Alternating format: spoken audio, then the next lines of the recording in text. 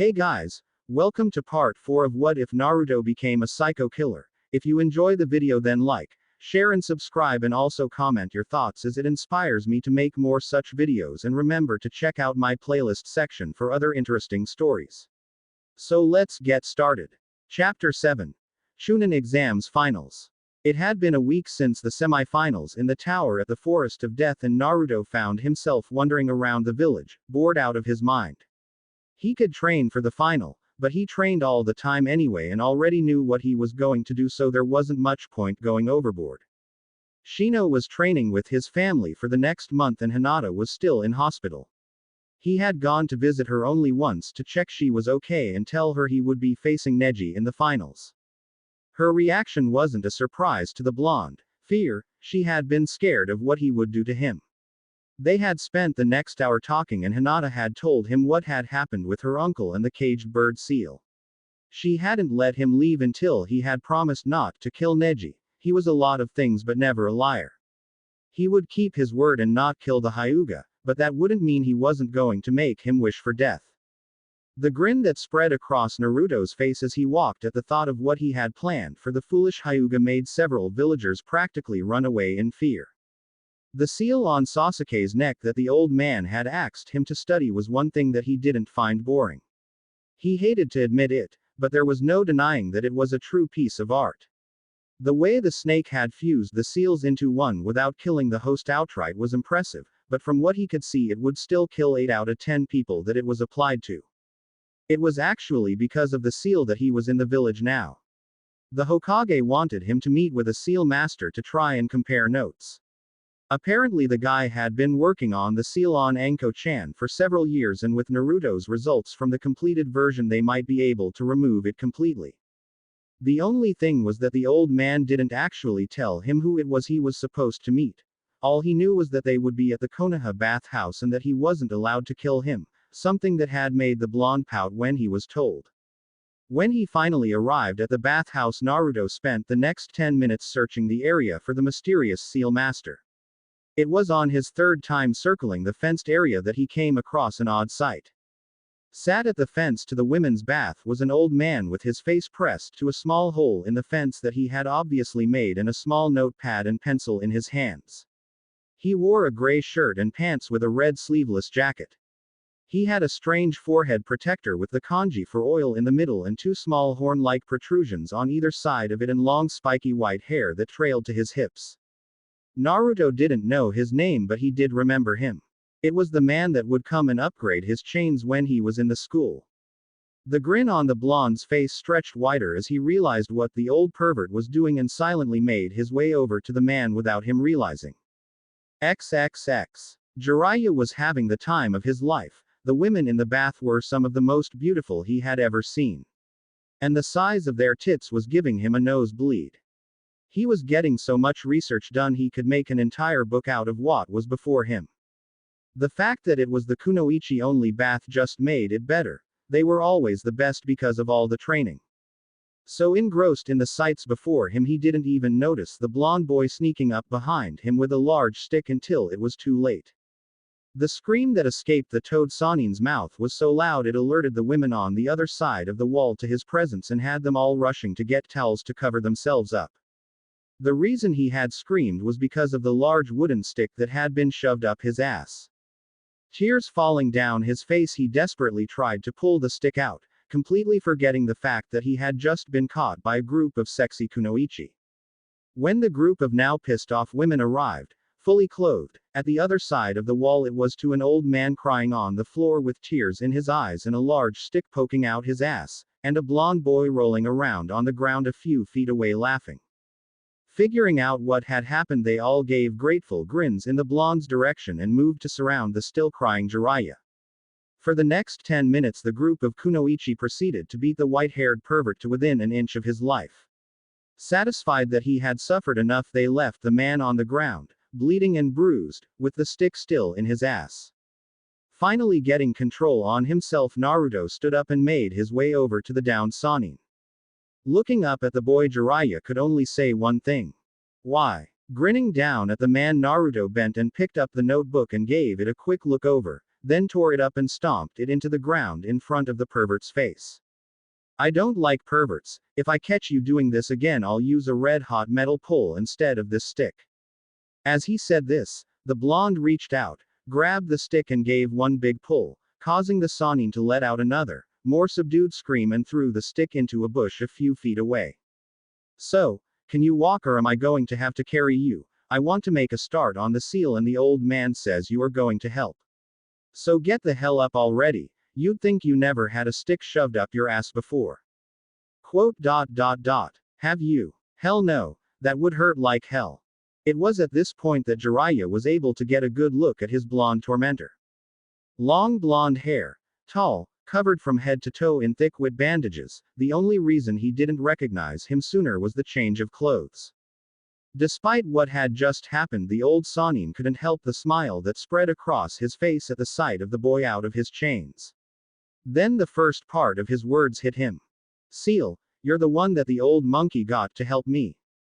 Yep. You. Yep. I'm not going to survive an entire month with you, am I? Probably not. Alright then. Well, at least all my affairs are in order already. That's the spirit. XXX. Over the next 2 weeks, Jiraiya and Naruto spent almost all their time in the blonde's cave leaning over seals. The reason it was only almost was because the Toad Sannin had tried several times to sneak off to spy on women. Every time he was caught and every time the boy would come up with a new punishment. The first time Naruto had put an enraged weasel in the older man's pants, the second had found Jiraiya tied upside down with a gag in his mouth suspended above the men's bath. The third had, well, the end result had him running around the village being chased by an army of women. But by far the worst was when the blonde had given him a wedgie that had made his voice sound like he had been sucking on helium. After the first week he had given up for fear of his health, and his manhood. Despite everything that had happened, Jiraiya had to admit he was impressed with the young blonde's skills when it came to seals. He knew that it wouldn't take long for the boy to surpass him in every way. Between the two of them they had broken down the cursed seal to its bare components and found out that without seeing the other half of the seal they didn't have enough information to attempt removing it. When they had come to this conclusion, they decided to spend the rest of the time looking over some of the seals Naruto had been working on, some basic, some odd, some brilliant and some impossible. The things the blonde could do with a seal amazed Jiraiya, the complexity of them, the fact that he had come up with the ideas himself and that they actually worked was beyond impressive, and like so many before him the old Sannin found himself wondering if the boy was a genius or just completely insane. Or that far more scary option of both. XXX. The finals were a week away and Naruto was, yet again, bored. He had enjoyed working with the Sannin, but he was going to be working with the old man, making sure everything was prepared for the invasion that was to come. Wandering the village yet again, he soon found himself standing outside a very familiar ramen stand. It had seen better days. The wood that it was made from looked like it was going rotten, and the red blind that was used to cover the front had several holes, not big enough to see the people inside, but almost. Standing outside the stand brought back many memories from his childhood, and unlike most, they were good. This was one of the only places he had felt happy, one of the only places he had been accepted. Old man Tucci and his daughter Ayame had been like family. They fed him, clothed him and cared for him when he was hurt and the hospital would send him away. He hadn't set foot in there since he was released, hadn't seen the old man and Ayame for 5 years. It wasn't that he had forgotten them, he would never forget them, but he didn't feel he had a right to see them. After everything he had done, the way he was now, it just wouldn't be right. They wouldn't care for him, not now. The insane killing machine that he had become was nothing like the sweet, lonely boy they knew. If they saw him now, he knew they would hate him just like everyone else. Letting out a sigh at the memory, Naruto turned away from the store and was about to make his way down the street when he heard a gasp from behind him and the sound of bags falling to the ground. The next thing he knew, someone had latched themselves to his back and started to cry into his bandages. Normally when someone grabbed him and started crying, it was followed by screaming and hitting, but this time it was different. Guessing from the hands that had wrapped around his waist, he knew it was a woman, and the faded burn marks on her hands told him she cooked. He was so shocked by the woman's actions that it took him a full 2 minutes to comprehend what had happened. Turning to look at her over his shoulder, Naruto was greeted with the sight of a terror-stricken Ayame. She looked almost exactly like he remembered, the worn brown dress, shoulder-length brown hair tied back into a ponytail. She was even wearing the same white apron he had always seen her in when she worked behind the counter.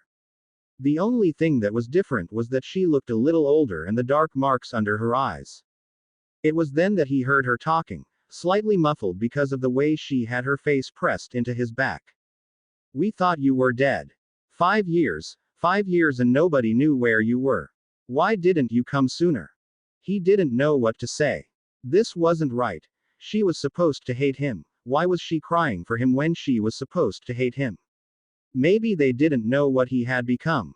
"I think you have me mistaken for someone else." She didn't show any sign that she had heard him.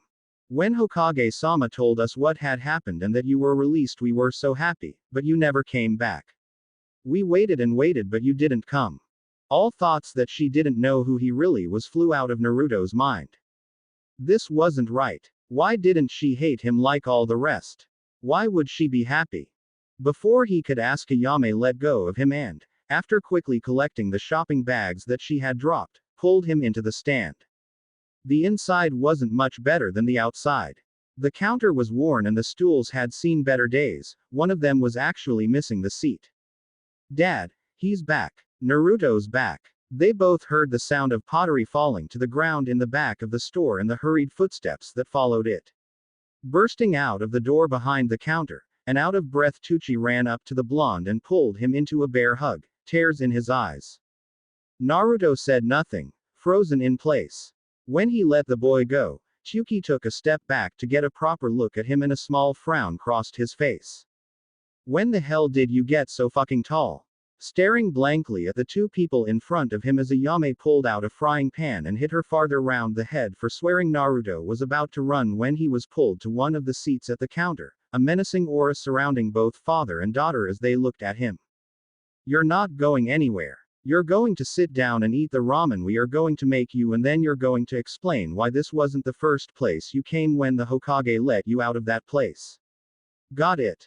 Debating in his mind if he should just turn into a mouse or something and run, Naruto let out a sigh and started telling them about his life since they had last seen him, leaving some things out of course. XXX. For the next few hours they talked. Both Ayame and Tucci had been saddened at the way he was chained, but had laughed at some of his antics since he had got out. He didn't tell them he was the faceless blacksmith, or that he had killed so many people, but did tell them some of the things that had happened in Wave.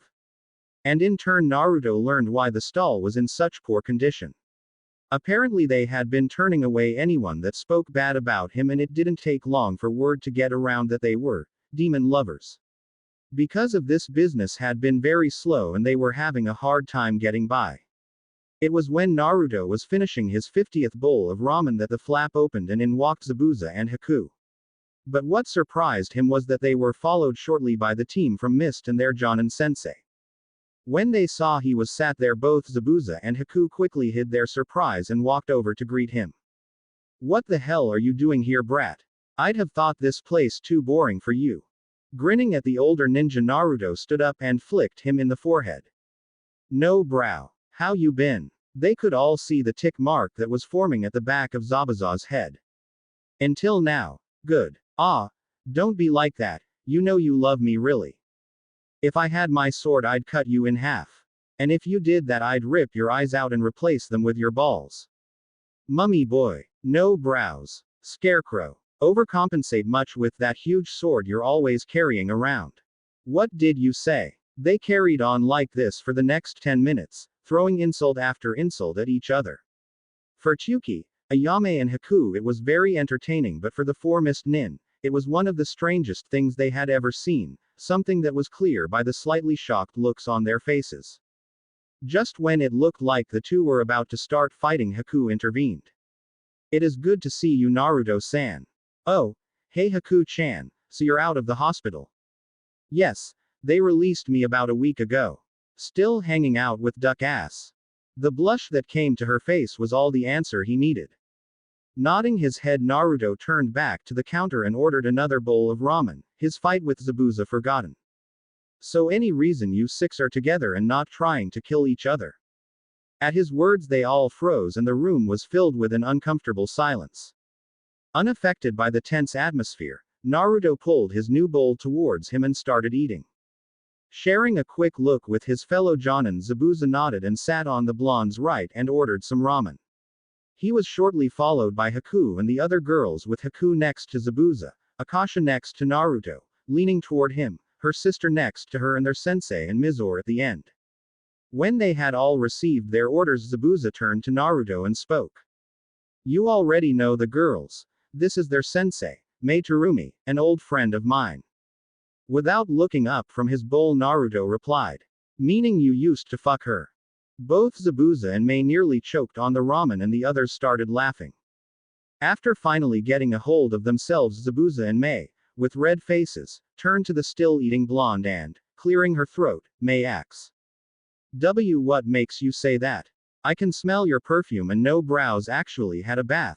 This is the first time I can remember smelling soap on him.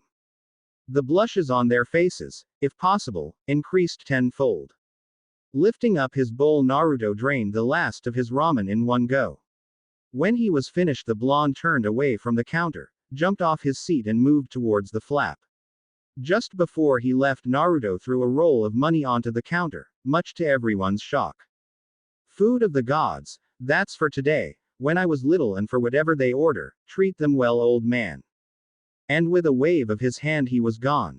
Nodding to the mist nin, Tucci moved to the back of the store to talk to his daughter and give them their privacy. All mirth gone from their faces, Mei turned to Zabuza. Are you sure he can help? I'm sure. You weren't there. That kid can do things you wouldn't believe. The fact is he scares the shit out of me. The surprise on the Miss Jonin and her Genin's faces was clear. You're joking, right? Shaking his head and eating more of his food, Zabuza seemed to get a far-off look in his eyes. I don't know what they did to him, but whatever it was, the kid is broken. People think I'm a demon because of the things I do, but I always have a reason and a limit to what I do. He has no reason, no limit. He could, and probably will, do worse than anything I could ever do. This is why I don't like your plan. He would probably agree to help us if I told him he could kill people. You have your ways and I have mine. Shaking his head and nodding towards Haku, they both got up and started heading out. Whatever. Just remember I warned you. XXX. The sound of thousands of voices echoed around the village, all talking about one thing. It was the day of the finals for the Chunin exam and people had been coming from all over the elemental nations to watch a group of teenagers kick the crap out of each other. Dignitaries and commoners alike had come to watch and all were excited to see what would happen, and of course, make a few bets. The arena that was to hold the exam was the biggest building in the entire village, bigger than even the Hokage Tower, with enough seats for all.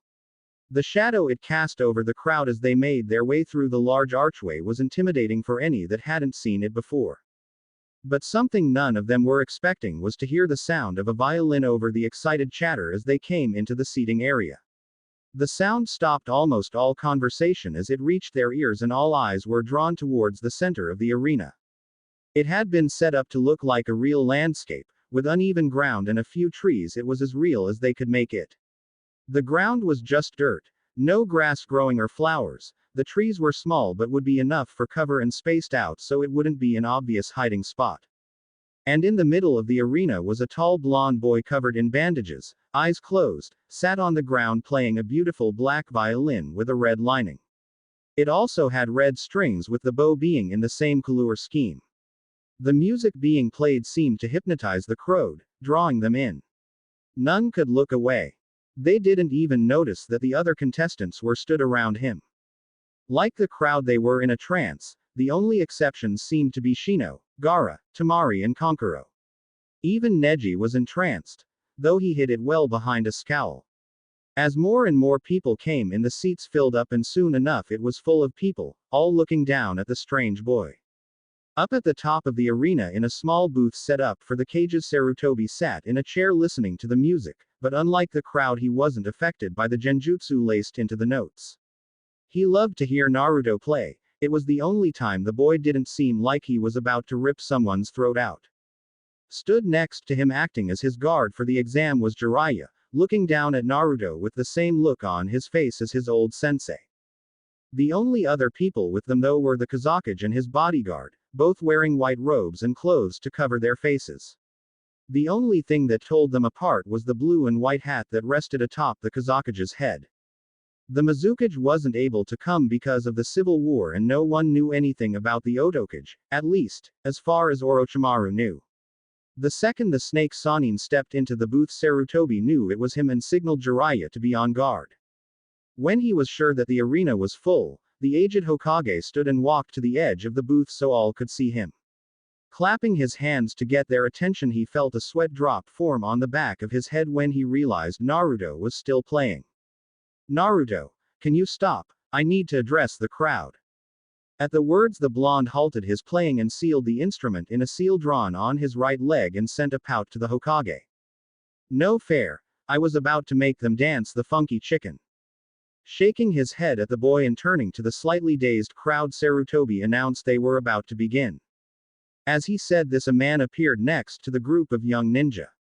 He had shoulder-length brown hair and a Konoha headband tied to his head like a bandana with the metal plate at the back. He wore the normal Jonin uniform, a blue bodysuit and a flak vest.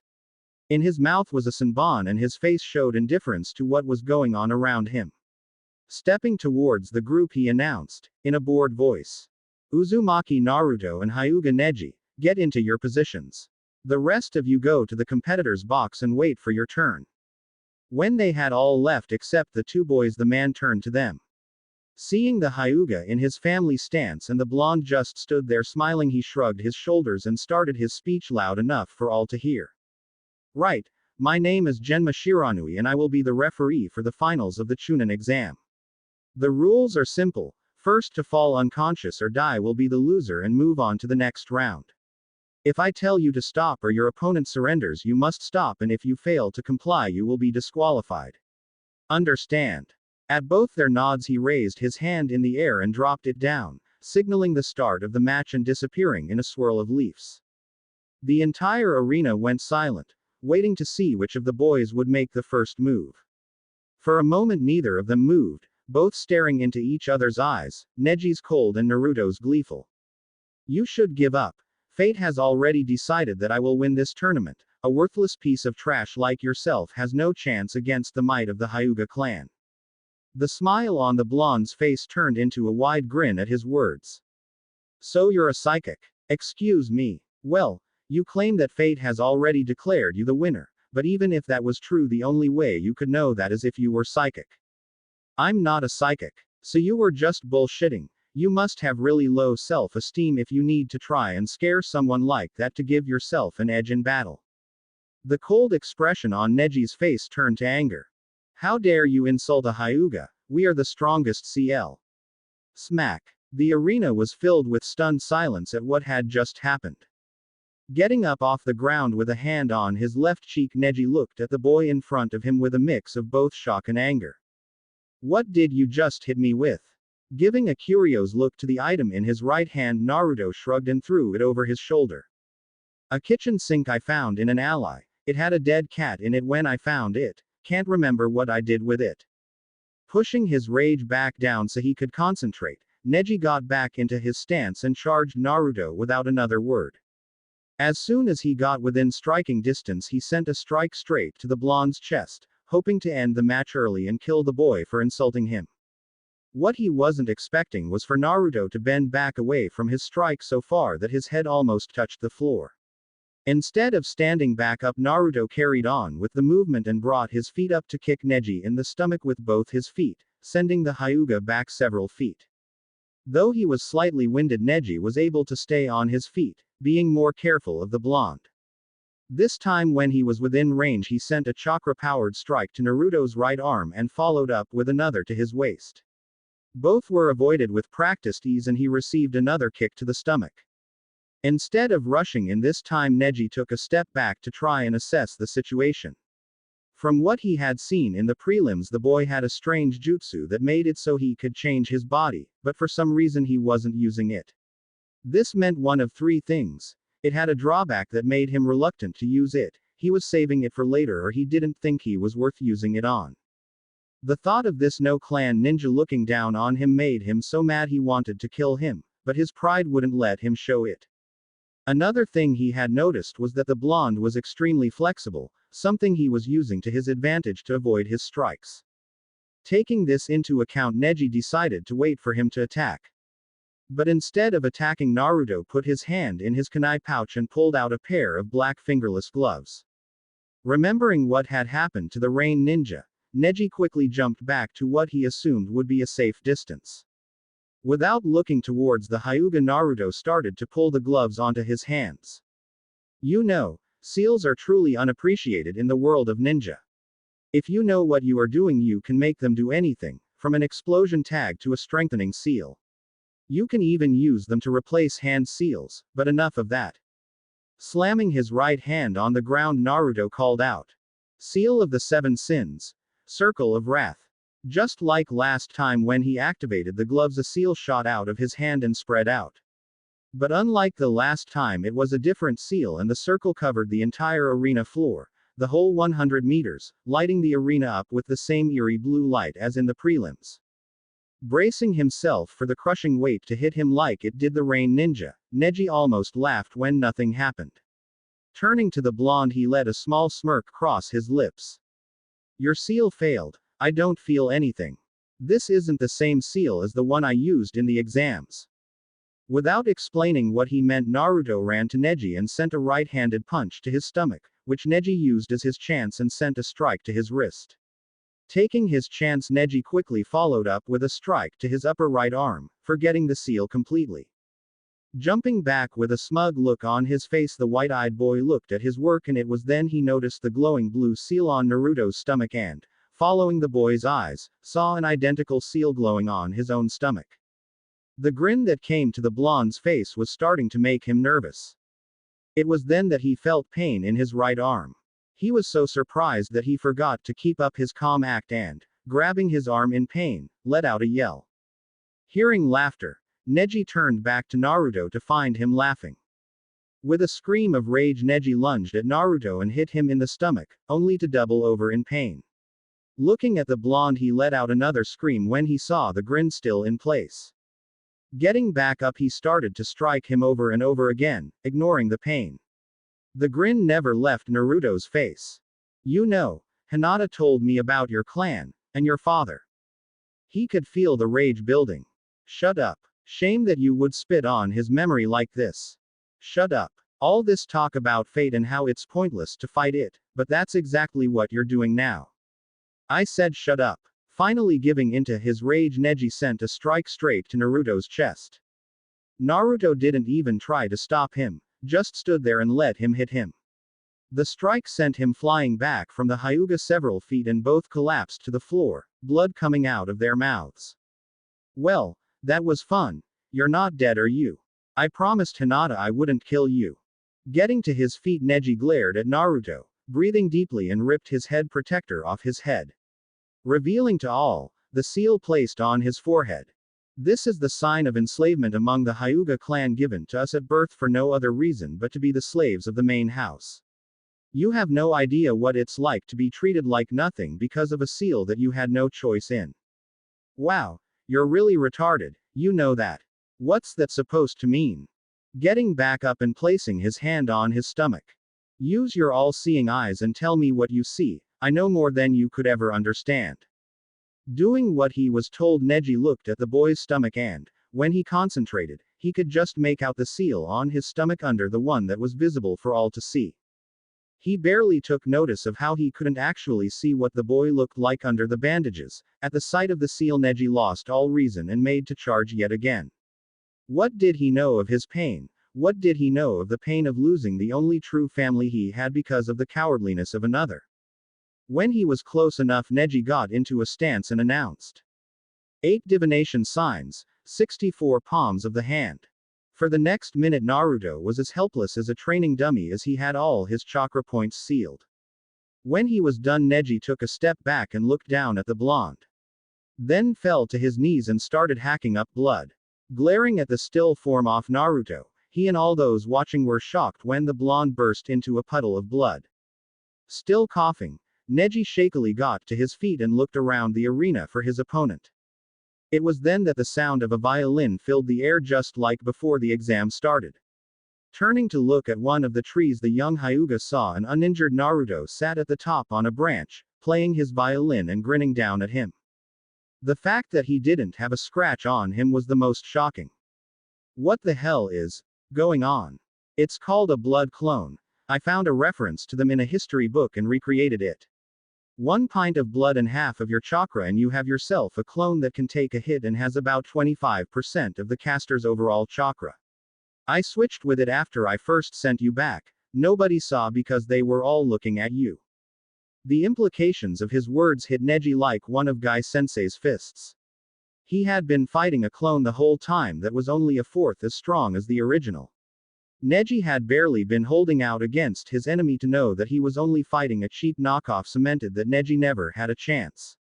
Looking at the seal that was still on his chest, he suddenly saw the thin line of chakra that was connecting it to the seal on the ground. Seeing what he was looking at, Naruto laughed, never stopping his playing. Like it, another seal I made, or remade I guess. I got the idea from an old religion I read about that could make someone share their injuries, but I went one step further. Something I didn't explain about my 7 deadly sin seals is that they react to both emotion and personality. The more you are guilty of the sin that the seal represents, the stronger the effects. Take wrath for example. Whatever you do to me happens back to you, and here is where the true genius comes into play, the angrier you are the more damage you receive. Realization suddenly bloomed in Neji's white eyes, which had just turned off the Byakugan due to the loss of chakra to maintain it. You had your clone make me angry to make the damage more severe. Yep. It was at this point that Neji fell face first to the ground and had just enough strength to turn around onto his back and look up at the sky. The music stopped and he could hear the sound of feet hitting the floor and footsteps coming towards him. You said you knew what it was like to have a seal ruin your life. He couldn't see him, but Neji knew he was right next to him. Looking down at the prone form of the Hyuga, Naruto got a thoughtful look in his eyes and looked around at the crowd. Now that they were over their shock at what had happened, almost all of them were cheering and screaming for him to finish the boy off. It sickened him. He had a reason why he could kill without remorse, they didn't. What right did they have to call for the blood of another? Taking a deep breath, Naruto reached up and slowly started to remove the bandages on his face. The whole arena fell silent when they saw his face, the scars and missing parts of his face. The fact that it looked like it was melted. The fact that he was still grinning even though he didn't have a whole face made it look all the more sinister. Turning from the crowd to the horrified face of Neji, Naruto said loud enough for all to hear. I am the true horror of Konoha. A representation of what this village is truly like behind the mask they have made for themselves. I am this village's biggest regret. Just before Neji lost consciousness, Naruto bent down and whispered so only he could hear. You think that all the main branch treats you like a slave, but tell me this, has Hinata ever used the cage bird seal on any of you? It was this that was the last thing he heard before being pulled into the sweet abyss that was unconsciousness. XXX. By the time Genma turned made it to the boys, Neji was out and Naruto had, thankfully, replaced his bandages. It had looked bad from a distance. He didn't want to see it close up. He had to admit, he was impressed, and the boy had just defeated one of the favorites in the finals without even getting a scratch. If anything, it was more like Jonin level, not Chunin. XXX. As soon as he declared Naruto the winner, the blonde was gone and the medics ran out and took the Hyuga to the medical bay. But when they got there, they were all shocked to find a dead cat stuffed in the boy's jacket. XXX. Up in the cage booth, Sarutobi had a sad look on his face. He couldn't even deny what Naruto had said. He was a representation of everything bad about the village. But hopefully after the exams that would change. Next to him, Jiraiya had the same face as the Hokage. It was the first time he had seen under the bandages and it sickened him what had happened to Minato and Kushina's son. But what really got to him was that he could have prevented it. If he had taken the boy like he was supposed to, this would never have happened. With Minato's death and Kushina disappearing on the night of the attack, it should have fallen to him to look after the boy, but he couldn't, not so soon after Minato's death. And he would always regret that. XXX. As he made his way up the stairs to the contestants' box, Naruto ran into both Shino and Dosu. The sound nin sent him a small, almost unseen nod and walked on, but Shino stopped and looked at him for a moment. Would it be pointless to ask if you are okay? Yep. Very well. Without another word, Shino started to make his way to the arena floor, but stopped when Naruto spoke. Remember what we talked about, the less of them there are, the easier it is for us later. I understand. As he made his way to the contestants' box, where the rest of the genin were waiting for their turn to fight, Naruto's thoughts went to what was about to happen. He didn't really care if other sand ninja joined the attack. Sand, sound, it was all the same to him. The only real difference it made was how many he could kill. They knew that Orochimaru was going to signal the invasion at some point during Gaara's match, but now that Shukaku wasn't a problem anymore, it would undoubtedly change his plans. Thoughts of different ways the snake could alter his plans plagued the young blonde's mind as he got to the top of the stairs and walked into the box. All eyes turned to him as he made his way to the ledge and stared out at the arena floor as both Shino and Dosu got ready to fight. No one said anything as they watched him. His face had been just as big a surprise to the Leaf Genin as it had the mist and sand. The only ones that didn't have a sad look on their faces were Shikamaru, who had a contemplating look in his eyes, Gaara, who knew how hard it could be for the life of a Jinchuriki, and Akasha, how just looked on as if nothing had happened. Walking over to the blonde, Gaara and his siblings stood on either side of him and looked down at the fight. We will not be fighting in the invasion. As soon as the signal is given, me and my siblings will be leaving for our village. Casting a sideways look to the redhead next to him, Naruto grinned, then looked back to the arena. XXX. As soon as the fight started, Dosu had ran at Shino and tried to hit him, which the bug boy had dodged with ease. They could all see the smirk in the sound nin's eyes turn to confusion and then slight fear as he jumped back just in time to avoid the exploding bug clone as it went off. Thousands of bug that had started to fly towards him as soon as they took their original form. When he had gotten to a safe distance, Dosu had lifted his arm and, turning it so his forearm faced the incoming swam, flicked the metal bracer he had on his wrist. The effect was instantiations. The swarm became erratic and started to fly in all directions before falling to the ground, stunned. When he was sure they wouldn't be a problem anymore, Dosu turned his back to them and started looking around the arena for any sign of Shino. This turned out to be a big mistake. As soon as he turned away, the now stunned bugs disappeared in a cloud of smoke and out of it leapt Shino, his arm drawn back in preparation of a strike. Seeing his opponent out of the corner of his eye, Dosu was able to move out of the way just in time to avoid the long needle-like weapon as it shot out of the young Abarame's sleeve. But what he wasn't accepting was for another to come out of the other and impale him in the stomach.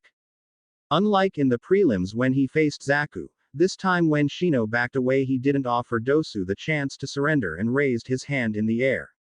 Seeing what he was doing and remembering what had happened to Zaku, Dosu's eyes went wide. Wait. When he clicked his fingers, the sound echoed around the stadium, shortly followed by the agonized screams of Dosu as his body was eaten from the inside out. The bandaged covered boy fell to the ground and squirmed in pain for a few moments before going completely still. Without even waiting for Genma to declare him the winner, Shino turned his back on the corpse, recalled his bugs and walked calmly to the tunnel back up to the waiting area. XXX. Seeing that his teammate had finished, Naruto turned to Temari and Shikamaru, who had joined then at the balcony when the match had started. Go as far with your fight as you can without killing each other. I thought we needed to save our chakra, said a lazy Shikamaru. Don't want the snake to get suspicions. If he sees you both holding back, he might realize something is wrong too early. Both teens looked at each other for a moment, nodded their heads and walked towards the stairs just as Shino came up. XXX. When he got to the arena floor, Shikamaru couldn't help the sigh that escaped his lips as he looked to the steel-faced Kunoichi standing across from him. This was going to be so troublesome. Taking a kunai out of his pouch and getting into a loose defensive stance, the young Nara nodded to the proctor to let him know he was ready. The moment the match started, he jumped away as far as he could in order to avoid the wind attacks that the sand nin sent towards him. For the first few minutes of the match it was the same. He would try to catch Temari with his shadow while she would send an attack at him whenever he got close. At some point Shikamaru found himself hiding behind one of the few trees that had not been destroyed by Temari. After sending a look to the sky and finding the sun directly over the stadium, the lazy Nara made a choice and released the henge he had on himself. The cloud of smoke that burst alerted Temari to his position and she sent a strong blast of wind at the tree, cutting it in half. But when the smoke cleared there was no sign of her opponent. Before she could react, she felt a kunai pressed to the back of her neck, forcing her to drop her fan and surrender. As soon as she did, the kunai was taken away from her neck and she turned to find a boy in a black and red bodysuit and mask without eye holes fall to their knees, panting heavily. Reaching up to his head, Shikamaru pulled off the mask and fell back and looked up at the clouds. When he still hadn't gotten up after 5 minutes, Temari got a tick mark on the back of her head and, grabbing him by his left leg, dragged him back to the waiting booth. This was met with many wolf whistles from the crowd, causing her to blush. XXX. After Shikamaru and Temari's match, there was a 10-minute break. When they got to the booth, Temari, who was still dragging the lazy Nara, threw him into a corner at the back of the room and went to stand with her brothers. Because of the way she had thrown him, Shikamaru found himself upside down with his feet next to his head. Walking up to the downed boy, Naruto stood over him for a moment before standing on his head and smiling at him. "How you doing? I'm exhausted and can't feel my arms and legs. Sounds like a night in with a girlfriend. You know, I think Temari likes you. Quote. Why are you standing on your head? I thought it would make it easier, you know, with you being upside down. Why not just turn me back around? This way was more fun." Before Shikamaru had time to think of a retort to that, the insane blonde put a seal on his forehead, got back up and walked back to stand with the sand ninja and Shino, who was having a whispered conversation with Konkuro. Before long the seal on his head started to glow and within a few minutes his chakra was full restored. But instead of getting up, the lazy genin closed his eyes and went to sleep. XXX. When the 10 minutes were up, Gaara and Sasuke made their way down to the arena floor. They both knew what they needed to do. It was their job to put on a convincing show until Orochimaru set off his attack. The light hit them as they walked out of the tunnel and into the arena, the crowd cheering loudly at what was probably one of the matches they had been waiting for, and bet the most money on. Just like the other, the two stood across from each other in ready stances and waited for the match to start. Gaara had borrowed some of Temari's makeup, much to Naruto's amusement, to darken the rings around his eyes so it looked like he hadn't slept. Ever since Naruto had fixed his seal, he had been able to sleep without any risk, so his rings had lightened, but not disappeared. As he stood with his arms crossed and his eyes locked on the Uchiha, he tried to put as much killing intent into his gaze as he could. The moment the match started, Sasuke jumped back to avoid a tendril of sand that had tried to grab him while running through had seals.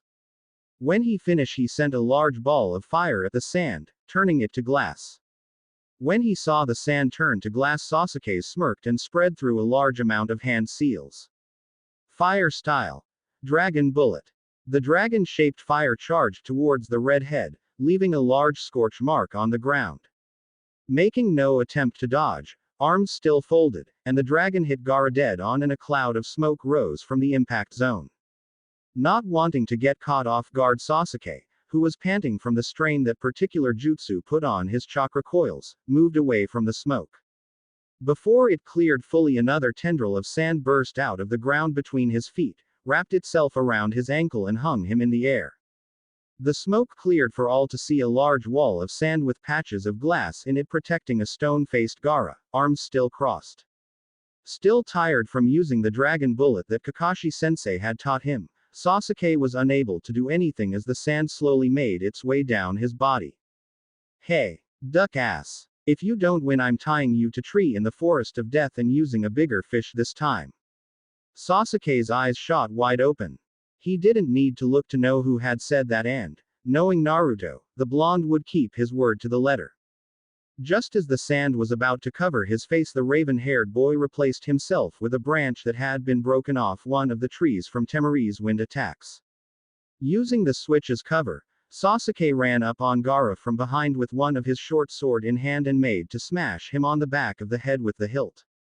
The instant it made contact with the sand ninja's skin, he burst into sand, which lurched back and tried to wrap him in a cocoon of sand.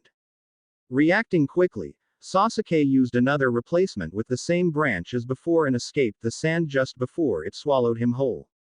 Reappearing in a swirl of sand at the opposite end of the arena, Gaara looked at the now panting Uchiha and a small smirk spread across his face.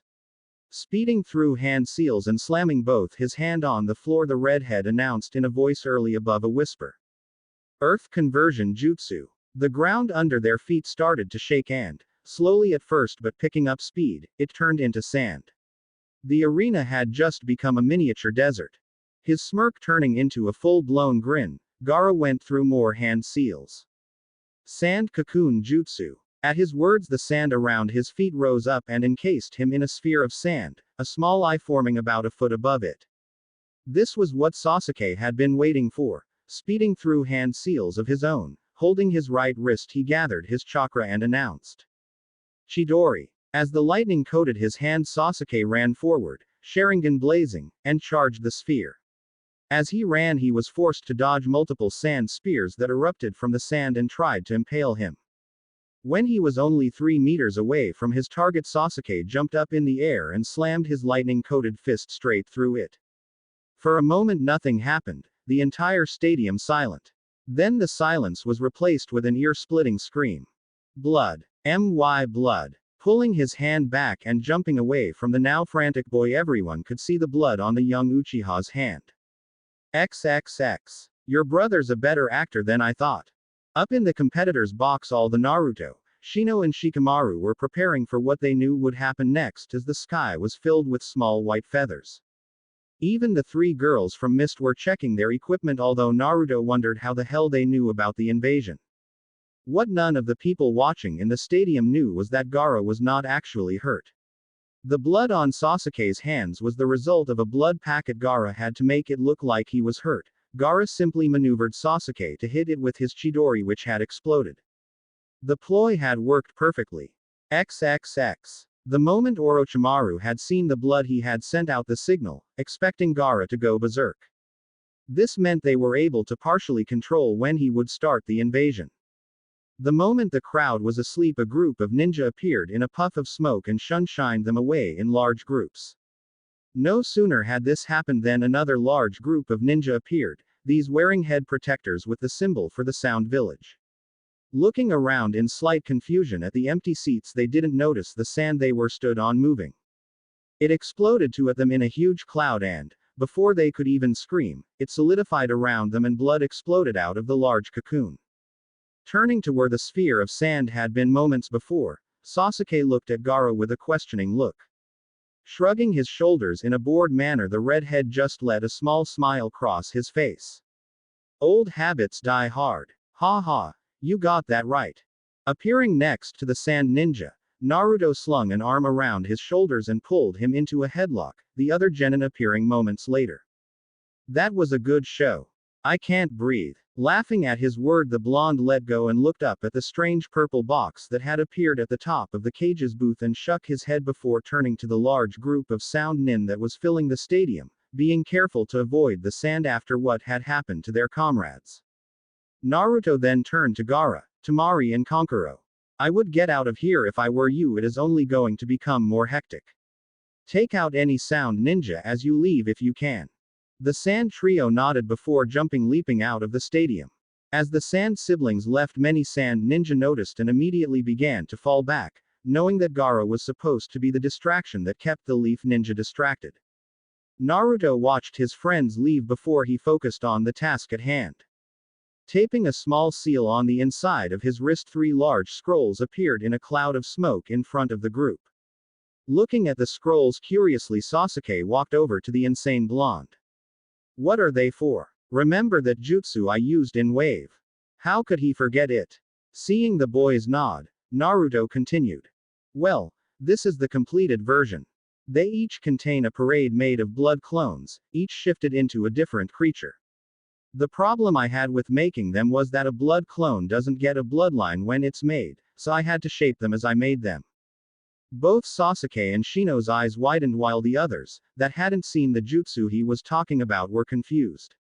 Walking up to the blonde with a slight sway of her hips, Akasha leaned over the scrolls. So that's why it didn't change when you were fighting the Hyuga, it just couldn't. Yep. Picking up the waist-high scrolls, the blonde threw one to Shikamaru and one to Shino, keeping the last for himself. Go to different points in the village and releases the seals. Nodding their heads, they were about to leave when the blonde stopped them. Oh, and put these on. Turning to the boy, they were just in time to catch the small rings that he had thrown to them. They were made from a very dark type of steel and were covered in tiny seals.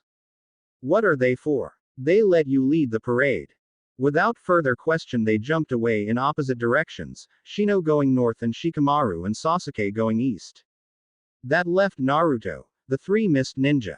Nodding to the mist ninja, he made a shadow clone and sent it off with the last scroll before turning his attention back at the purple box and jumped to the roof. XXX. As they made their way through the village with a scroll that contained an entire army, Shikamaru was struck by just how many sound ninja there were. They didn't seem that strong, cannon fodder at best, but there were so many of them that they were able to push their way through the village because of their numbers alone. For every leaf ninja there were about 10 sound ninja. Putting those thoughts to the back of his mind, they made their way to a street that had become overrun with sound ninja. They had surrounded a group of 10 leaf ninja and were moving in for the kill. Quickly slipping the ring on his finger, Shikamaru bit his thumb, running it on the top of the scroll and threw it into the air, unreeling it in the process and channeled some chakra into it. The air was filled with a thick white smoke, and when it cleared, it was to the sight of 1,000 demonic creatures, standing on the roofs of the street. The smoke had been enough to draw the attention of the sound nin away from the group in front of them. When they saw the mass of creatures looking down at them with hungry eyes, many lost their nerve and tried to run. But before they could get far, the voice of Shikamaru rang out.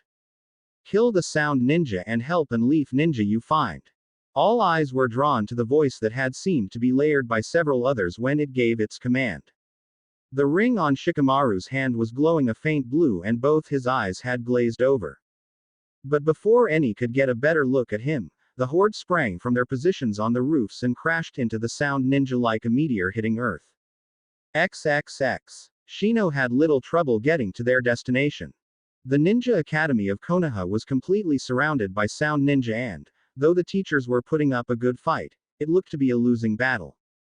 At the front of the group of Chunin was Iruka, his scared face set into a determined scowl as he sent a kunai into the chest of one of the sound ninja, only for another to take his place before he hit the ground. They could see the students stood at the windows with scared looks on their faces as the teacher were getting pushed back further and further to the school. Putting the ring on his right index finger, Shino bit his thumb and let a few drops of blood fall onto the scroll. Kicking onto its side, he pushed it towards the sound nin who had yet to notice them. Seeing the scroll rolling towards them, Iruka let out a warning to his fellow teachers, thinking it was an exploding tag of some kind. The scroll burst into smoke, and when it cleared, the sound nin that had surrounded the school were trapped in a circle of laughing demons. Protect the academy and its students. The voice that came from Shino's mouth had a weird echo to it that made it seem like several people were talking at once. As soon as the command was given, the creatures surged forward. XXX. In the stands of the stadium, many fights had broken out between the Jonin and sound ninja. In the center of the arena turned desert stood the mist ninja. Whenever one of the sound ninja got too close for comfort, one of three things would happen.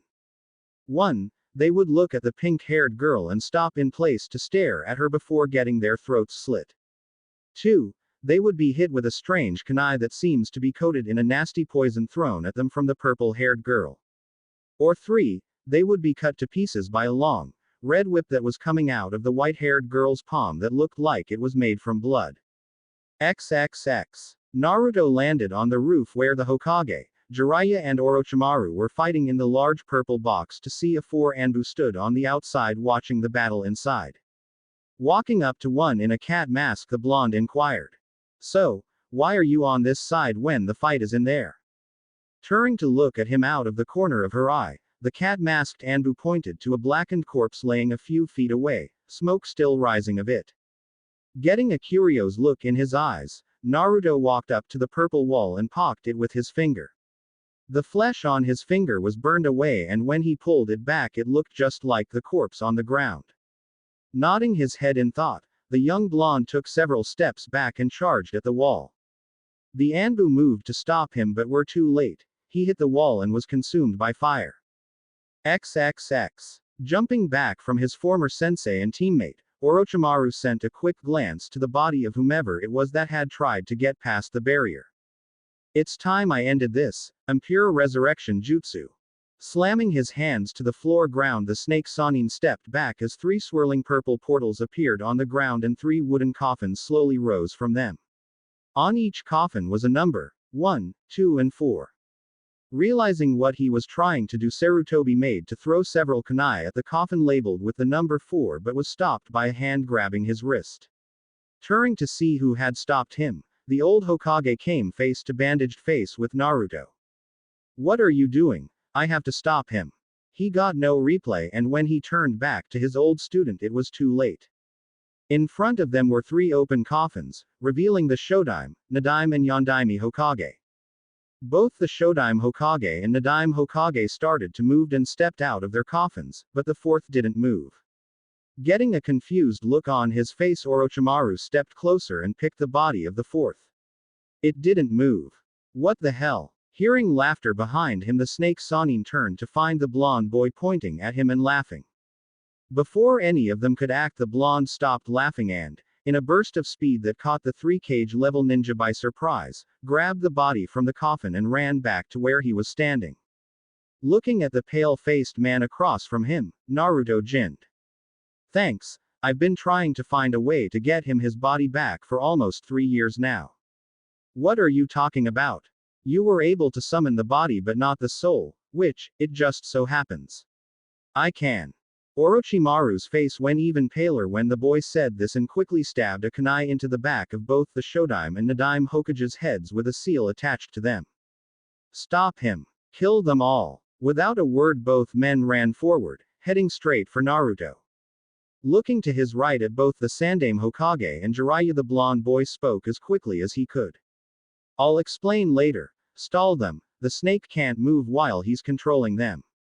I need time to get this done. With only a moment of hesitation, the 2 men ran to meet their opponents. Jiraiya engaging the Nadaime Hokage and Sarutobi the Shodaime Hokage. XXX. At some point during the fights, the Shodaime had created a small jungle inside the barrier and Naruto had been lost from sight. Leaning over the body in front of him, he worked quickly, drawing seals over its entire body.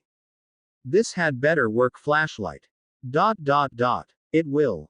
XXX. The strain was starting to show on Orochimaru's face as he kept supplying the chakra needed to keep the Shodaime Hokage and Nadaime Hokage fighting. His plan had been for it to only take a few moments for them to kill Sarutobi, but with Jiraiya and then the Kyuubi brat showing up, it had become a very dangerous situation. If he stopped supplying chakra to the Hokage, he would be able to move and retreat with his Sound 4, but if he did that, Sarutobi and Jiraiya would be on him in moments. It was while the snake Sannin was preoccupied with the fights that he didn't notice the blonde blur sneaking up on him from behind. By the time he was able to sense it, he was too late to act. Orochimaru was prepared for many things to happen, from a kunai in the back to a fireball hitting him in the face, but what happened next was something he could have never expected. Patting him on the back, Naruto walked around to his front in a calm way and looked him in the face. Hey, I don't think we've met. I'm Naruto, but you can call me, dear God, make it stop. If you want. Despite the situation, the pale-faced Sannin couldn't help the sweat drop that came onto his face. Sitting down in front of him, the blonde boy took out a few kunai and started to use them to juggle. Confused as to why he didn't try to attack him, Orochimaru decided to try and get some answers. Why aren't you trying to kill me? Oh well. If I did, you would just release the flow of chakra to your puppets, but if I wait, then when you do that, it will be easier for me to fight you. Damn, he's right. If I keep this up, I'll be an easy target. Getting up off the ground, Naruto put his hand in one of the kunai pouches on his hip and pulled out a black permanent pen. For the next few minutes Orochimaru was forced to stand and do nothing while the boy draw on his face. When he was done, Naruto took a step back and admired his work. The man in front of him now had a pair of glasses drawn on his face along with toe swirls on over his eyes and a goofy grin over his mouth. Losing his patience with the insane blonde, Orochimaru lost concentration on his jutsu and grabbed him by the collar. Enough. Now I'm going to enjoy killing you slowly and painfully. The grin never left the blonde's face, and just as the snake Sanin's cheeks bulged out and he was about to spit a horde of snakes onto the boy, he was hit in the face by Jiraiya and almost sent flying into the barrier. Just before he made contact with the purple wall of death, it vanished and the four-sound ninja that had been holding it jumped up, grabbed the snake-like man and shined away. Not happy that they were getting away, Naruto took out his two scythes out from behind his back and threw them in their direction just as they were disappearing in a swirl of leaves. The scythes started to spin in midair like a pair of buzz saws and disappeared along with the five ninja, just as a scream of pain was heard echoing around the village. Turning to the shocked faces of Jiraiya and Sarutobi, Naruto grinded. Well, that was fun. The next few minutes were spent in complete silence, both Sarutobi and Jiraiya just staring at the insane blonde in front of them. Naruto just stood there, looking off into empty space and humming to himself, when suddenly his face lost its grin, looked annoyed. That freak took my scythes. Both elderly ninja faced faulted at his words. After everything that had just happened, he was pissed that he had lost his scythes. Waving off the Anbu that were rushing over to check on him, Sarutobi let out a breath and walked over to Naruto, patted him on the back before getting a serious look on his face. Naruto, what did you do with the body? Turning to look at the old man, Naruto looked confused. What body? The body of the Yondaime. What? The blonde man. Oh, I forgot about him. All those on the roof sweat dropped at that, even the Anbu. Flashlight is over here. He was weak from the transfer, so he couldn't fight. What do you mean weak? Naruto, the Yondaime is dead. The boy just grinned and led them to a small clearing in the trees that the Shodaime had made. There, sitting in a meditative position with his legs crossed, was a tall blonde man in a white trench cloak with flames on the bottom. They were all stood in shock when he opened his blue eyes and smiled at them. Hey, so what have I missed? XXX. Flashback. 3 years ago, Naruto's cell. XXX. Naruto sat in his cell, the seals on the walls and chains glowing blue in the otherwise dark room. It had been 2 years since he was locked in here, nothing to do and the only company being the Kyuubi in his own mind. Over the last 2 years he found himself in his mind more often than in the real world, but how could blame him? After his first meeting with the oversized fox in his head, Naruto had done a little redecorating. Instead of the dark sewer with blood flowing through it, there was now a full-scale village, to be more specific, Konoha. It had all the same buildings, the shops and houses, even the Hokage Tower. But unlike the real Konoha, this one was like a ruin. The buildings were in disrepair and the ground was dry, vines grow over what was left of the buildings and walls. The sky was always dark, with a blood-red moon casting a red glow over the village. Another thing that was different was that instead of people walking around the streets, there were strange creatures that could have been straight out of a nightmare, which, as it so happens, they were. Naruto had learned long ago that most of the buildings were gateways, doors that led to different memories. He could walk up to any building and find himself in the past. Another thing that he had learned was that the creatures that lived in his mind, while being a part of him, were separate at the same time. He had asked Kyuubi about it and was told that they were all his different personalities, emotions and thoughts given form. He was currently walking down the street towards the Hokage Tower. When he was in his mind, Naruto didn't have any scares, not that he would care if he did. The only reason he didn't hide them with a shift was because it was funny to see people's reaction to what he looked like when he took off the bandages. He was wearing a white shirt with an orange spiral on the chest and a pair of loose black shorts. Walking next to him was a beautiful girl in her mid-teens. She stood at about 5 feet 7 in height, with long red hair that she let fall loose down her back, and on top of her head was a pair of red fox-like ears. Her breasts were at least a D cup and she had curves in all the right places. The blood-red kimono she wore did little to hide her figure and left very little to the imagination. It stopped just a few inches below her hips. She wore a pair of tight black shorts with 9 red tails sticking out at the base of her spine. Her face seemed perfect in every way, from the curve of her lips to the pair of fire-like red eyes. Yes, the Kyuubi was a girl, and not just any girl, what might be one of the most beautiful girls in the elemental nations. The first time she told him, Naruto had laughed, that is, until she shrank right in front of him and changed into the woman that stood next to him now. That in itself wasn't the problem. It was the fact that she had been completely naked. That had been the first and only time Naruto had fainted from a nosebleed, something Kyuubi was very proud of. Ever since then she had tried to get him to do it again, but with little success. She would always flirt with him, even though he was still young, but what was age to a 1,000-year-old demon? To a demon like herself, the only thing that mattered in a mate was power. If they were strong, they were hot. The main problem she had found was that despite the reaction he had had to her at first, the blonde was, to put it simply, a dense idiot when it came to women, and she found it too funny to tell him. Maybe when he was older. Naruto had never actually go to the Hokage tower, though he didn't know why, probably just couldn't be bothered. But Kyuubi told him there was something interesting that he needed to see. As they walked down the street they were greeted by several others, a large gray behemoth, a skinny man that seemed to be made of rags, and a small rabbit with glowing red eyes. When they finally arrived at the tower there was no one else around, which was strange. Walking up to the doors, Naruto kicked them open, causing a loud bang to echo off the walls. Inside it was just like the real tower, though older and a little run down. A spiral staircase running around the outside of the circular room leading to hundreds of different offenses, and at the top a balcony that lead to the Hokage's office. Not bothering with the other rooms, Kyuubi led him to the top of the tower and stopped outside the door to the Hokage office. Raising an eyebrow at her, he kicked the door like he did the one at the bottom. It was just like the real thing, the desk and the paintings. The only difference was that there was no window looking out over the village, and that unlike the rest of his mind, this room was in perfect condition. If it wasn't for the blonde guy sat in the chair behind the desk instead of the old man, he would have thought he was in a memory. The man looked like an older version of Naruto himself, with the same blonde hair and blue eyes. He knew who it was straight away.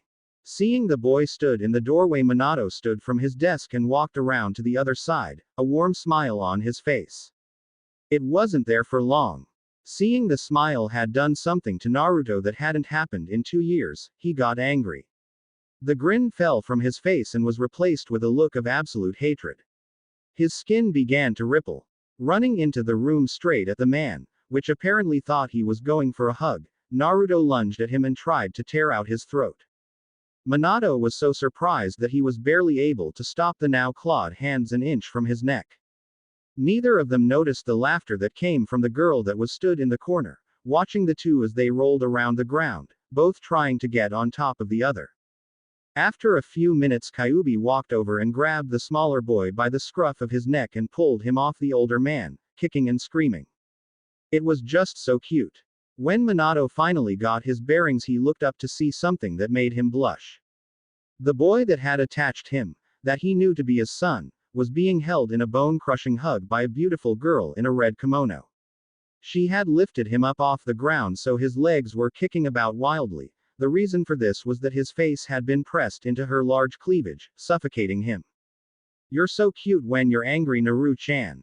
Her voice was like the tinkling of bells, and the seductive way it was said made a shiver run down the former Hokage's back. If his wife was here, she would kill him. Just when it seemed the boy would suffocate, the red-headed woman turned him around so that he was facing Minato, but didn't releases him from the hug, and the back of his head still nestled in between her breasts. The moment his face was out of her breasts, Naruto took in several deep breaths, his face red from lack of oxygen.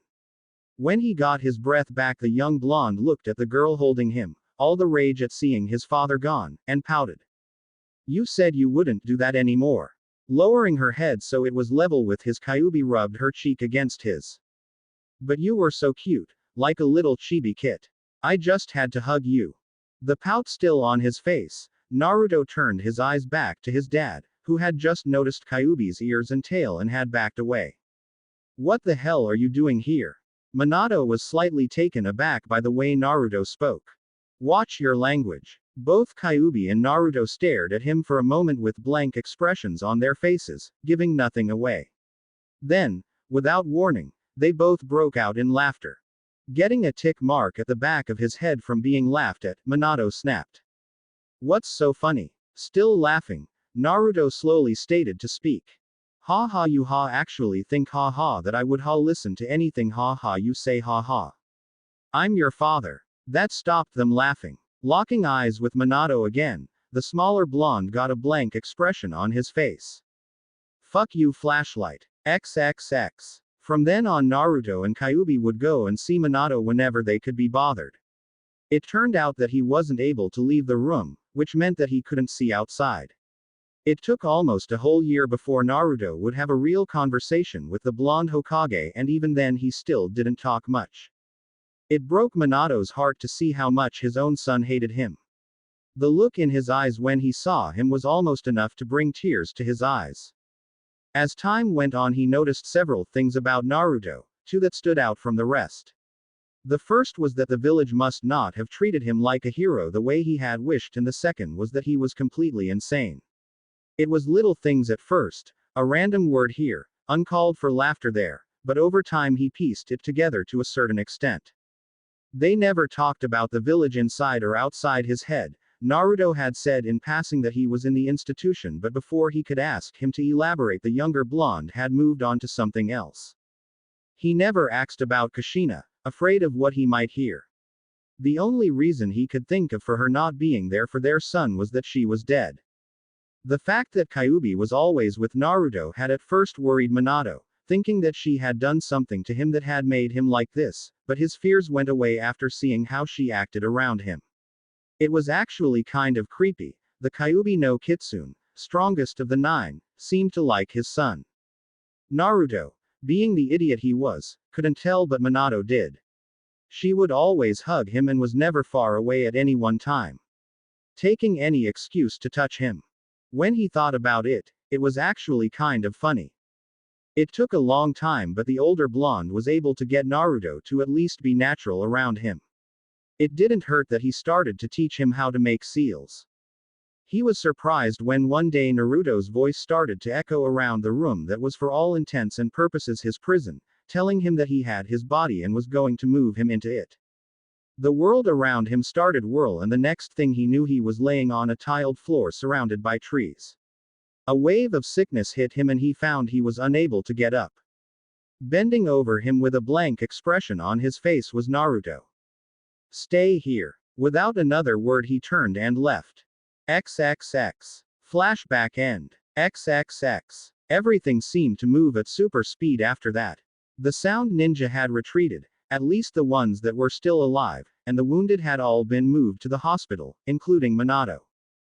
After getting an explanation about how he was alive, something to do with accidentally sealing himself in his son, Sarutobi and Jiraiya had turned to the blonde and asked why he didn't tell them about Minato. His response had caused all in the room at the time to face fault. Thought I did. Hey, does anyone else see that llama in the corner, or is it just me? Of course, it was just him. Both Shino and Shikamaru were also in the hospital. It turned out that although it didn't take much chakra to control one of Naruto's parades, it did put a lot of strain on the mind, something about a constant mental feedback to keep command over all the monsters in the parade. They would be okay, but tired for quite some time. It was for this very reason he had given them the rings in the first place. He knew that they would be able to handle it better than one of the others. The news that the Yondaime was back spread through the village like wildfire, through only a select few knew how. But that didn't stop the rumors. Some of the more enthusiastic Naruto haters thought he was back to finish what he had started and would finally rid them of the demon brat, once and for all. Others that had heard about what Orochimaru had done thought the jutsu had gone wrong and had accidentally brought him back.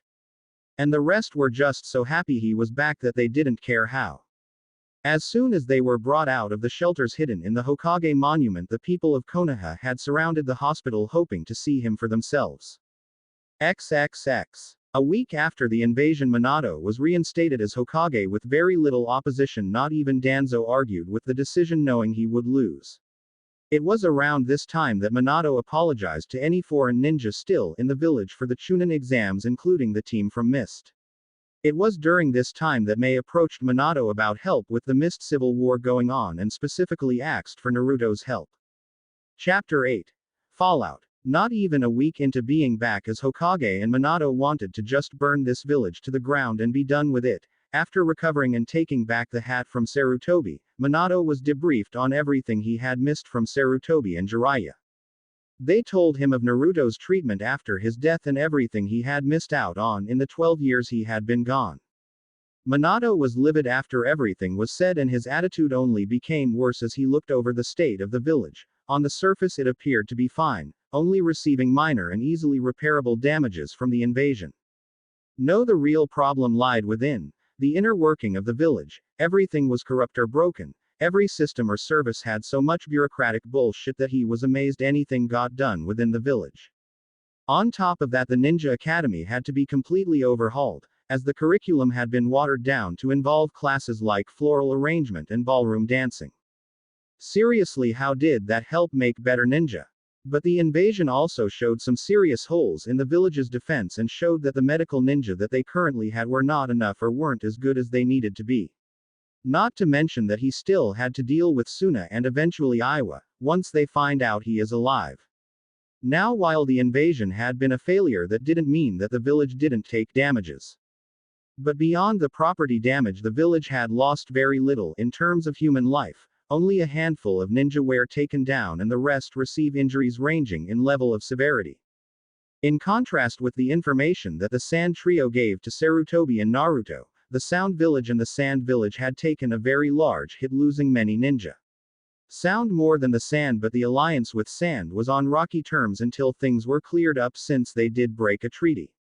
He expected a new offer of alliance relatively soon, but wasn't not so optimistic to not think about other possible actions the Sand Village may take.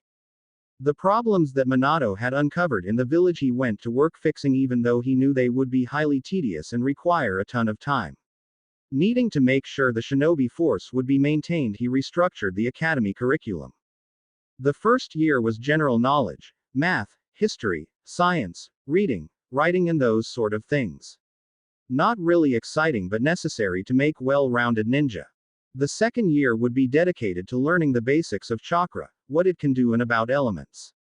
They would also be training on how to throw kunai and shuriken, along with learning the academy taijutsu and infiltration tactics. Third year of the academy was to learn the 3 basic academy jutsu, otherwise known as the Kawarimi no Jutsu, Bunshin no Jutsu and the Henge no Jutsu. Students would also begin chakra control exercises by mastering the leaf sticking exercise. They would also start to gain combat experience by sparing other students and the instructors.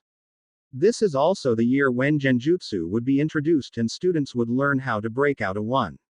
Supplemental jutsu would also be given to those that exceed expectations or show promise in ninjutsu, and Genjutsu would be given to students that show promise in that field. The fourth year was to be a year for refining chakra control by learning the tree walking exercise. This year was also to expose the students to the more advanced fields of in the ninja world. Mainly Kenjutsu, where students would learn the basics of fighting with blade, Fuinjutsu, where they would learn how to write sealing scrolls and how to seal and unseal an object, and medical ninjutsu, which will only be offered to those with exceptional chakra control. There would be other classes offered to specific students depending on ability, with those options being interrogation, torture and seduction. This is also the year where the kunoichi classes take place, what to do if captured and what possibly could and would happen as a female shinobi. This is also where students will be able to take D-rank missions on teacher-assigned teams that will change every week. These missions are after-school activities and it is mandatory for graduation. By the end of the 4 years, the genin that come out of the academy should be ready to take on low C-ranked mission and the more difficult D-ranked missions right away, thus allowing for the chunin more time to take on high C-ranked to low A-ranked missions and jonin to take the more difficult A ranks and S-rank missions. Anbu would be used for the most challenging missions. Minato also promoted Iruka to the head master position as he had shown amazing loyalty to Naruto and was an amazing teacher, thus he felt he would be able to lead the academy with his new curriculum. The medical ninja problem, unfortunately Minato had no way of remedying immediately, but he knew that he had to get Tsunade back to the village if he wanted any hope of change in that department. He wanted to enact Tsunade's plan of putting a medic on every team, thus reducing casualties and creating a trained medics corps for times of war. But in order to do that, he needed someone to train the next generation of medics and someone to help improve the current medics, thus he needed Tsunade to run that program as well as organize the hospital. The problem with the village defense was quite simple, it needed to be upgraded. The seals that created the barrier allowed the barrier team to detect enemies, while impressive was old, created by Mito Uzumaki and an army of shadow clones. But to fix that, a team of seal masters would need to create a new seal over the entire village, and he didn't have the seal masters at the moment or the time to devise a better seal, so he had to push that off for now. But there also seemed to be a major leak of intelligence. Orochimaru seemed to know how to cause the most damage to the village even if they knew he was coming. Had they not been prepared, then the invasion could have taken a drastically different turn. Minato also dismissed Kaharu Udatane and Homura Mitokado as the Hokage advisors and instead instated Hiruzen and Jiraiya as his advisors. He needed people that he could trust by his side, and while Minato believed that Kaharu and Homura had the best interest of the village at heart, but their knowledge of the world was outdated as they had not left the village in some time and had no knowledge of the new political climate. Then there was Naruto, his most pressing and important issue. Minato had been informed of the village's actions since his revival and honestly felt like leveling the entire village with Gamabuta's help for what they had done to his son. But that wouldn't help Naruto in the end, and Minato owed Naruto for the shit he put into his life. To help the situation, Minato had given Naruto his rightful inheritance and the keys to the house that Kushina and he had owned. After Naruto got the keys to the house, he had closed himself inside the house and put up the barrier that protected the compound from people entering. He even locked Minato out. That fact that Naruto secluded himself was not the issue, it was what he was doing inside that bothered Minato.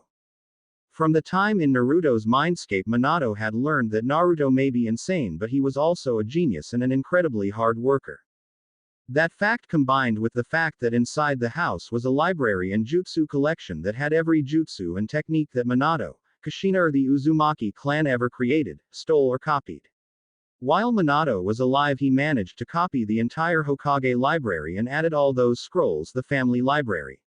Naruto was basically sitting on an information mother lode, and Naruto knew about Shadow Clone's special ability. To add to the trouble, Minato had met with the leader of the rebel faction in Mist that was trying to overthrow the current Mizukage. Mei Terumi, the leader of the rebels, was very adamant about receiving Konoha's help and potentially a team or two of Leaf Shinobi, and more specifically Naruto. It appears that Naruto's performance in the Chunin exams and invasion has drawn a lot of attention. How could things get any worse? XXX. Baki found himself growing increasingly frustrated as the meeting of the Sunagaku Advisory Council dragged on.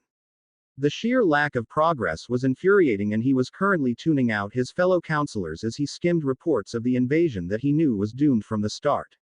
Amazing, he thought bitterly. We have a situation that requires decisive leadership, and none of these old fools can agree on anything. It's fortunate that we have at least managed a ceasefire with Konoha, but if our scout reports are to be believed, we need much more than that. We need to somehow convince them that we mean more than mere lip service to the idea of an alliance, especially difficult after the recent disaster of an invasion. The reports on the table in front of him showed Baki that Sunagaku was in a desperate position. The failed invasion of Konoha had cost Sunagaku a significant chunk of its best Chunin and Jonin. The village was already weakened by the fiscal neglect of the Wind Daimyo. Sunagaku now stood as the weakest of the 5 great shinobi villages by a fair amount. According to the reports from scout teams, Iwagakure was currently probing along the border between Earth and Wind Country. Not a promising sign given the bloody history between the two powers. Historically, Iwagakure was the reason Sunagakure had allied with Konohagakure in the first place. His eyes widened as he considered that. Perhaps Sunagakure's position wasn't as hopeless as he thought. Konohagakure simply cannot afford to allow Iwagakure to conquer us unless they wish to hand Iwagakure a great strategic advantage. Especially with the Yondaime was back in power. Iwagakure will be moving very aggressively against Konohagakure than ever before.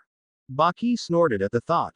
No strategist worth his water would allow such a crippling disadvantage if they could avoid it. It was with that thought that he flipped to the last page of the invasion report and almost spit his coffee out in shock. Clipped to the page was a picture of the Konohagakure genin that had been decisive force in the Leaf invasion. Baki had met the person that had helped Gaara with his seal, but as he looked at the picture of the Naruto Uzumaki he realized why the kid had looked so familiar. Namikaze.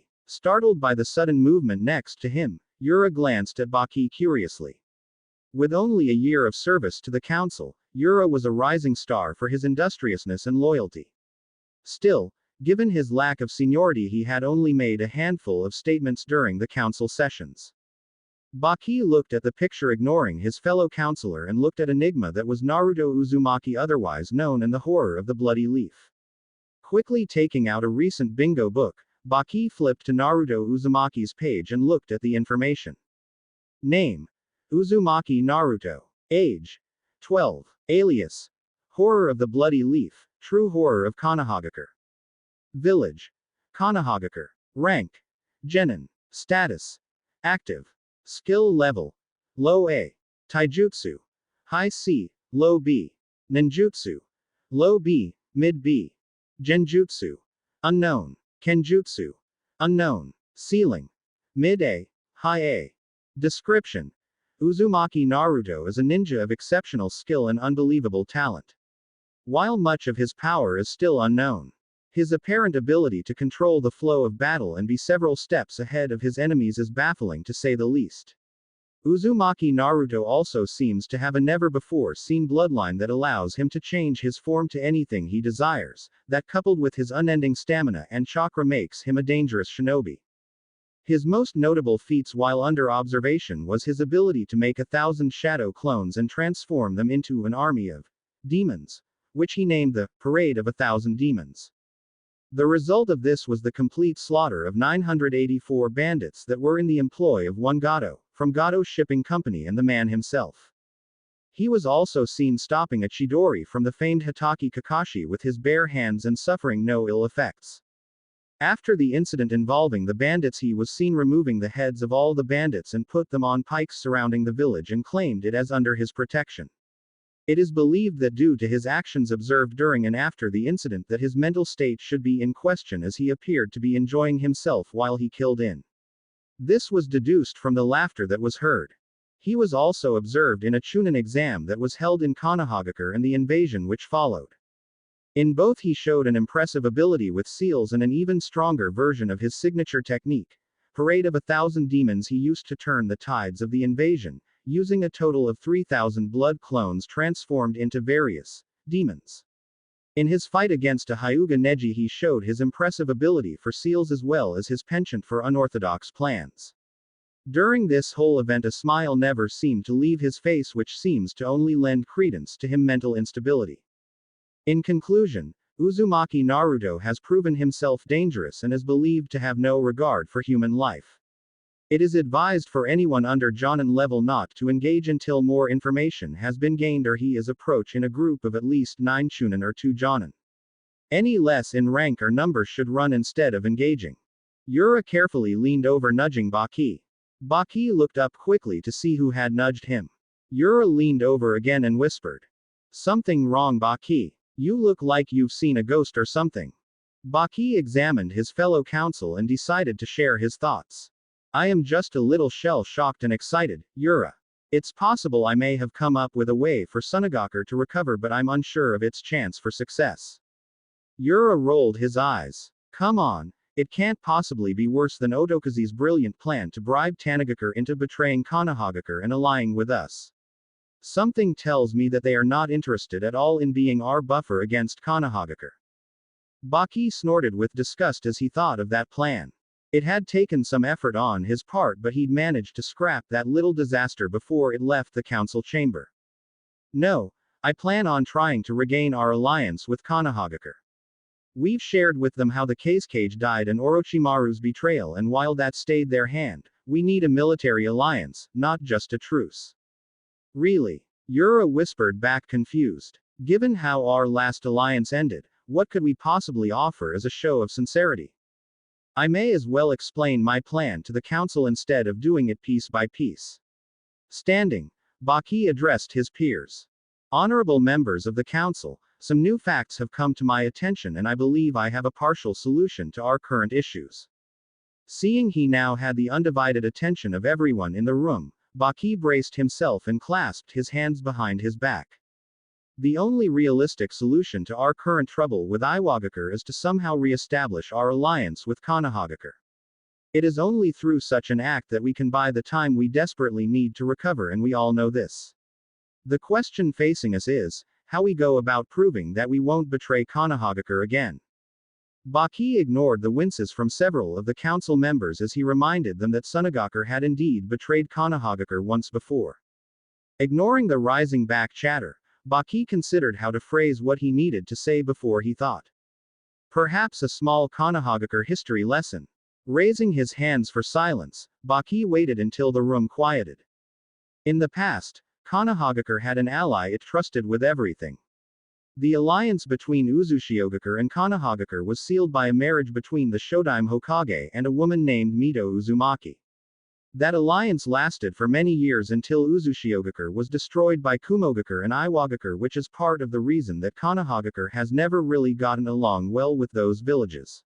I believe we can use that tradition ourselves to tie Konohagakure back to our interests.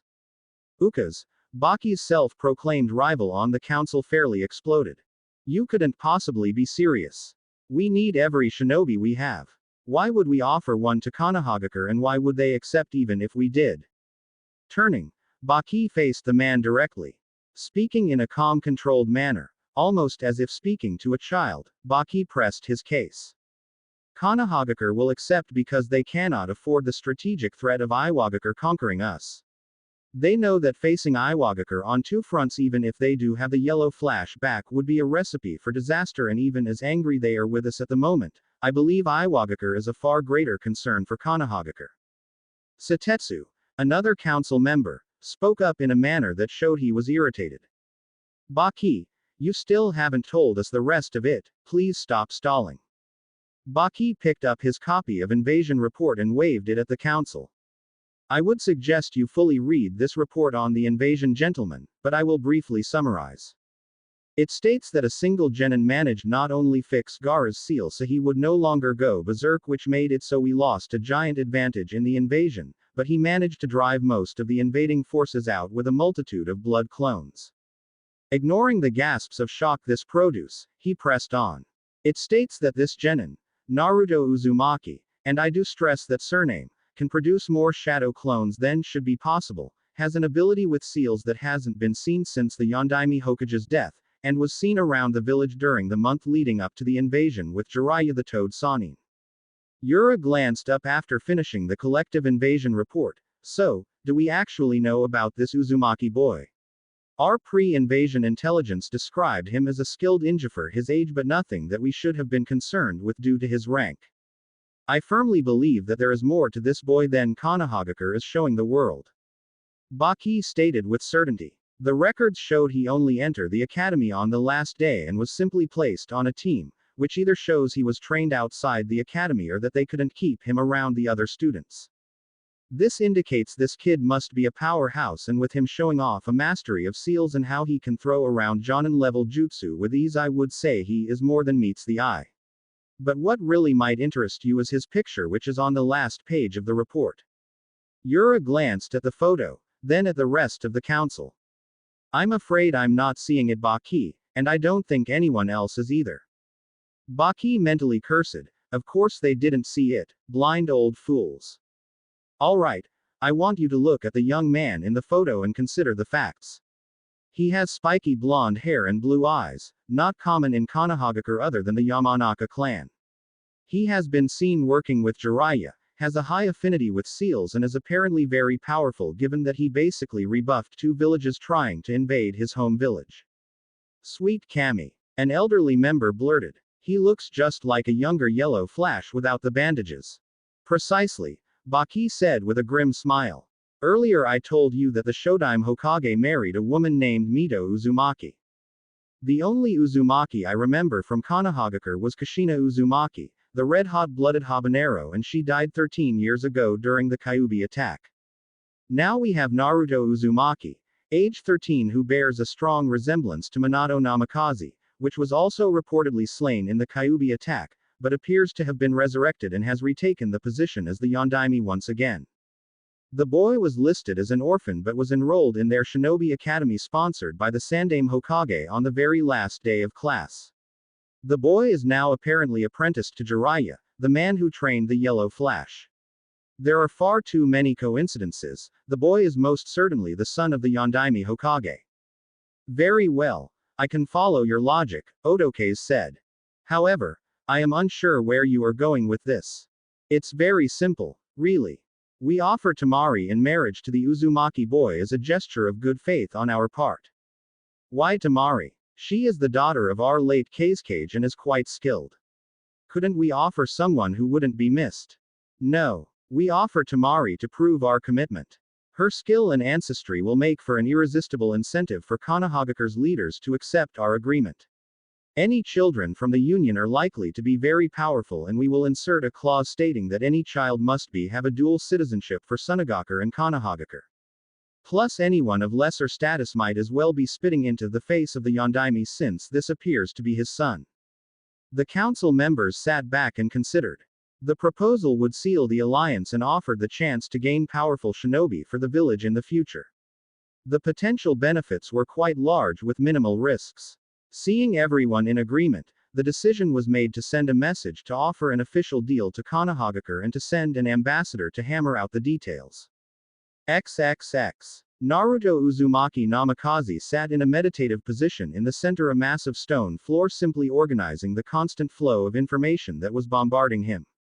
He was actually inside his mindscape, shifting through the information, while Kyuubi hung on him from behind trying to get him to play with her in the scorched version of Konohagakure. Although Naruto looked to be the picture of serenity, all around him was nothing but chaos. Hundreds of shadow clones were reading, working and writing around him in a general clusterfuck. Naruto was currently in his clan's massive library trying to satisfy his thirst for more knowledge. The library was an impressive room that took up the entire second sub-basement of his new house. The library was organized with all ninja-related topic on one side and the more general and civilian topics on the other.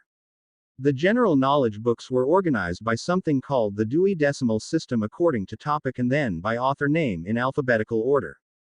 The shinobi side was organized by topic such as taijutsu, ninjutsu, kenjutsu, genjutsu, sealing, and general ninja knowledge. Taijutsu, kenjutsu, genjutsu, and sealing was then organized further by skill level from E to S and then by technique name. Ninjutsu was similar, but it was first separated into elemental type, medical or supplemental, and non-elemental jutsu before being organized by rank and name. It was an extremely well organized and detailed library that had a seemingly endless wealth of knowledge. There were even elemental jutsus for ice, lava, wood, and many other sub-elements that Naruto didn't even know existed. It also had surprised Naruto that the library seemed to contain the techniques of every clan in Konohagakure. Naruto had 90 clones actually going through the general knowledge first, so he had a large knowledge base to pull from when he was on missions and out in the world. He also had 10 clones reading the ninja section. Each would read a jutsu and dispel so that another group of 100 clones can start to practice each jutsu in groups of 10. When the jutsu is mastered, then the group of 10 clones dispels and Naruto creates more clones to replace the clone in the library and the group that was practicing to repeat the process. Basically, Naruto was working on mastering 10 different jutsu at any given time, and he had been doing this for the last week. Naruto had his clones focus on the 5 main element affinities, whatever medical jutsu he could learn with his massive reserves and other non-elemental jutsu that could help in a pinch. As Naruto continued his task of reading the entire library, a seal next to Naruto light up and made a soft chime sound to alert him to a person at the front gate to the compound. Naruto's eyes shot open and he jumped to his feet before he shined in a flash of flames to the gate. Naruto appeared at the gate to the sight of a team of Anbu on the other side, one of which was a cat-masked Anbu that Naruto remembered used to protect him and actually came to his defense of her own free will. "Hello, Animal Sans, can I help you?" The cat-masked Anbu stepped forward and in a pleasant and feminine voice said. "Uzumaki Naruto, the Hokage is summoning you. What the hell could Flashlight want?" "I am not sure, to be honest, but we are to escort you there." "Thanks, but no thanks, I can get there on my own." Naruto once again disappeared, this time in as a flash of lightning followed by an extremely loud clap of thunder. XXX. Naruto appeared at the window to the Hokage's office and stepped though waving a greeting to Anko, Team 7, the rest of Team 8, Team Guy and Team 10 before turning to his father. "So what's up, Flashlight, and why is everyone else here as well?" "Well, Naruto, I called you all here for a mission. We might have just been attacked, but that is no reason to stop doing mission. Actually, missions are more important than ever since the village needs the revenue and needs to show potential clients that we are still the strongest village." Everyone was quiet for a minute before Kakashi decided to speak. "Sensei, what exactly is the mission that you are sending us on?" "All in good time, Kakashi. All in good time, but first I want to hand out promotions from the Chunin exam, since I have yet to actually do that with all the commotion around the village." All the genin present suddenly became excited to learn who had actually managed to rise in rank. Before they could get too loud, Minato waved his hand for silence. "Alright, well, Shikamaru Nara, Shino Aburame and Naruto Uzumaki, step forward and accept your flak jackets. All I want to say is that you have done an excellent job so far and I hope you continue to push yourselves to reach even higher. I also want to remind you with this promotion you will have much more responsibility towards your village and comrades."